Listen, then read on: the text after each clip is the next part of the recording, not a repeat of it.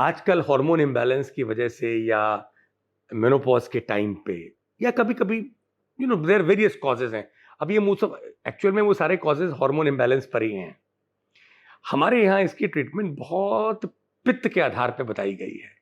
प्रदर को हमारे यहाँ असरक दर बोला गया है। ये क्या है? Heavy periods. मतलब जब 3 दिन का या 4 दिन का जो मेंस्ट्रुअल साइकिल का टाइम आता है ब्लीडिंग का, उस समय पर जब हेवी ब्लीडिंग होती है, उसको बोलते हैं मेनोरेजिया। हमारे यहाँ इसको क्या बोलते हैं आयुर्वेद में? असरक दर।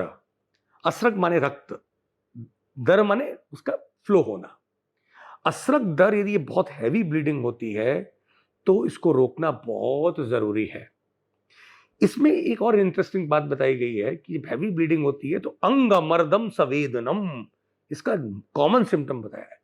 पूरी बॉडी में मर्दन जैसा दर्द होता है और वेदना, कहीं भी छुएंगे वहां पर वो लोग दर्द बताते हैं। अब देखिए, जनरली जब पेशेंट आता है, जब वो बोलेगा पूरी बॉडी में पेन हो रहा है, तो हम उसके लिए पेन किलर यूजुअली डॉक्टर्स देते हैं जो वेस्टर्न मेडिसिन को प्रैक्टिस करते हैं। आपको वो नहीं देना है। आपको क्या करना है? देखिए, मल्टीपल चॉइसेस आपको दी गई हैं। सबसे बड़ी चॉइस 3 हैं। एक अड़ूसा, दूसरा गुडुची और तीसरा मुलेठी। तीनों में कोई भी एक हर्ब आपको आराम से मिल जाएगी। मुलेठी मिल जाती है, ना मिले तो गुडुची मतलब गिलोय मिल जाती है, और गिलोय कुछ लोगों को ना मिले तो कम से कम अड़ूसा का पत्ता। ये तो भारत के हर कोने में अपने आप उगने वाली एक बहुत कड़वी चीज होती है, दवा होती है। ये लंग्स की प्रॉब्लम के लिए भी बहुत अच्छी है, और ये जितना भी ब्लड है उसके अंदर की जो टॉक्सिन्स है उनको ठीक करती है। अब देखिए, गुडुची गिलोय वो भी इम्यून सिस्टम को ठीक करती है, अड़ूसा वो भी इम्यून सिस्टम को ठीक करता है, मुलेठी वो भी इम्यून सिस्टम को ठीक करती है। इसका मतलब है कि हार्मोन्स का और इम्यून सिस्टम का कहीं ना कहीं पर कुछ ना कुछ एक रिलेशनशिप है इन मैटर ऑफ हैवी पीरियड्स और मेनोरेजिया। अब जैसे ही आपने इन तीनों में कोई भी एक लिया, उसको आपको प्रोसेस किसके संग करना है? देखिए, इंस्टेंट ग्लूकोज कमजोरी होती है लेडीज को इस टाइम पर, तो हैवी ब्लीडिंग हो रही है बॉडी में, कि जो स्ट्रेंथ है वो लॉस हो रही है।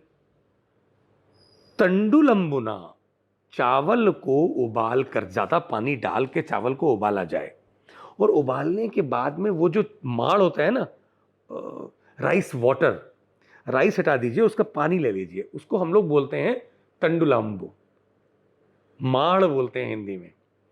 इस माड़ को करीब करीब 30 ml लेना चाहिए। इसमें 5 ग्राम या तो मुलेठी का पाउडर, या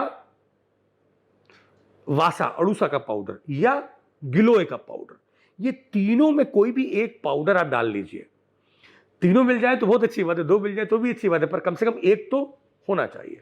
ये मिला करके थोड़ा सा इसमें आप मिश्री डलवा दें, क्योंकि सभी कड़वे हैं। देखिए, गिलोय बहुत कड़वी है, अड़ूसा भी कड़वा है, मुलेठी जरूर कड़वी नहीं, और तीनों जो है वो ब्लड के अंदर की हीट को एकदम कम कर देते हैं और हार्मोन्स को बैलेंस कर देते हैं।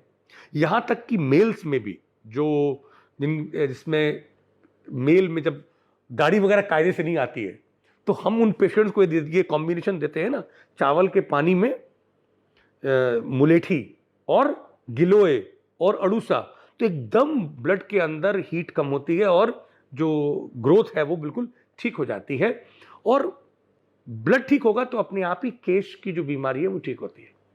लेडीज में भी जिनकी हेयर ग्रोथ बहुत हो रहा हो, वहां पर भी ये 3 जो हर्ब्स हैं विद राइस वाटर मैजिक का काम करती हैं।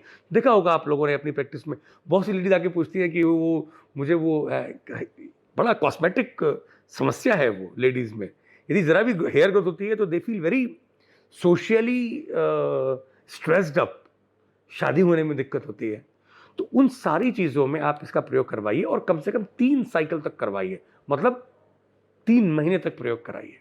आप देखेंगे कि मिरेकलस रिजल्ट मिलता है। ब्लीडिंग के केस में तो ब्लीडिंग बिल्कुल 3 ही दिन में रुक जाती है, लेकिन यदि आपको long term persistent hormone problems हैं, उसमें इन तीनों का इफेक्ट बहुत अच्छा है, और पीसीओएस और पीसीओडी में भी इनके रिजल्ट्स अच्छे मिलते हैं। But that we will discuss in due course of time when we will take that topic in detail.